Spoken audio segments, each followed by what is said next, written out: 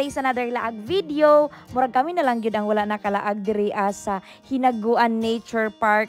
Ang kinasikatang bagong laaganan diri sa Hasaan, Sulana, Misamis Oriental mga kalagan. So ang iyang exact location is Zone 2. Zone 2 Sulana, Hasaan, Misamis Oriental. So kung familiar mo mga kalaagan sa Spring Resort bitaw, kanang highway ra kayo na siya after sa tulay na idalan dara pasulod dako kayo ang kartula nga to Hinaguan Park. So mo ni siya inyong agian padulong gyud sa Hinaguan Park. So as you can see mga kalaagan, simentado gyud tanan ang dalan. Tapos once makita na ninyo ng balay ni Madam Brendamage no na inspired by PBB nga color sa iyang house. Unahan ana makaabot na din mo diri sa parking area sa Hinaguan Park. So I know nga daghan na nakalaag no murag kami na lang gyud ang wala nakalaag diri sa Hinaguan. So kato mga wala nakalaag at least nga namoy idea lang tawa ni siya nga video. So anyways mga kalagan, magpark dato motor 20 bao-bao 30 50 sakyanan. So motabok na ta diri sa very iconic nga kanang sapa sa Hinaguan Park mga kalaagan. So it's 1 hour drive from Cagayan de Oro City to Hasaan mga kalaagan. So from highway dool ra gyud kayo siya. So magbayad na tawag entrance nga 20 pesos kung weekdays. Kung weekends mga kalagan is 30 kay na sila live acoustic band.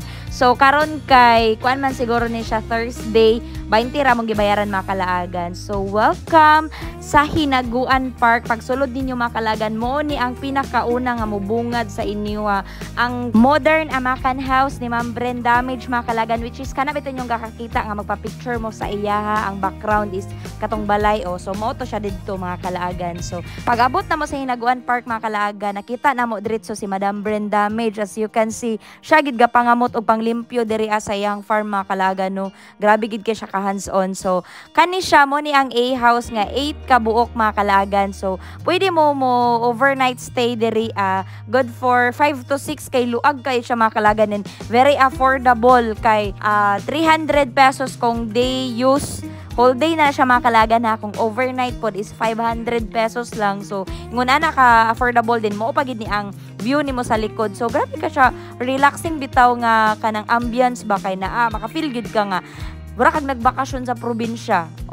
So mo ni ang sulod mga kalagan. Tapos ang CR is common. So naraman pod sa atbang dool raman pod. So kung bet pod nimo nga camping style na pod sila mga kalagan. Kung mag-rent ka sa ilaha is 200 pesos pero kung magdala kag own is 100 lang ang imong bayaran. Tapos na siya mga cottages dari mga lamis kung magstay mo radto mga kalagan, magkaon-kaon mo, magbayad lang mo og 150 para sa cottage no. So kung wa po ka kadalag pagkaon, naman pod sila kantin mga kalagan no na ay mga rice meals nga ilang baligya na mga snacks na mga drinks. So napoy gabaligya dari barbecue kanang ginanggang. So inato ragod ang mga gina-serve dari ang pagkaon sa Hinaguan Park mga kalaagan no. So makaingon pud ka nga farm gid siya kay makakita pud ka gudaghang buhi dari ni Ma'am Brendamage. So naay pabo, manok, pato, napagid siya fish pan mga kalaagan nga gibot nga niyag tilapia. So makaingon ka nga probinsya vibes gid ang imong ma-feel diri kung maglaag ka sa Hinaguan Park.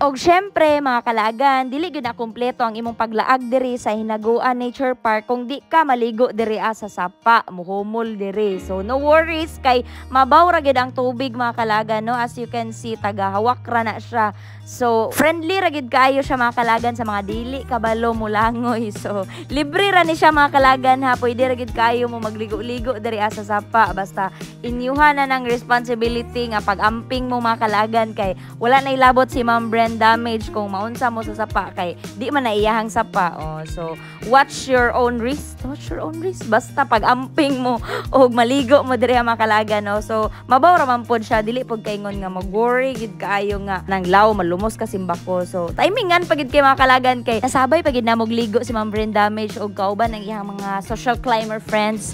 So as you can see mga kalagan ingon ko kaganiya nga hands-on gid kayo ni si Ma'am Brenda kay siya gani gapang ngamot gid darag panglimpyo pangwa sa sagbot yang ginakuha na mabato kay para daw limpyo gid nigliguan ba. So wala gid siya kaarte-arte mga kalagan no. So brain damage is dili na basta-basta ha pero maligo gihapon sa sapa.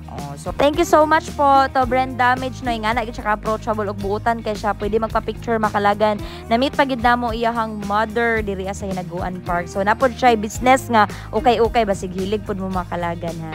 And that's our laag video for today diri sa Hinaguan Nature Park hasaan Misamis Oriental. See you sa next day, laag na!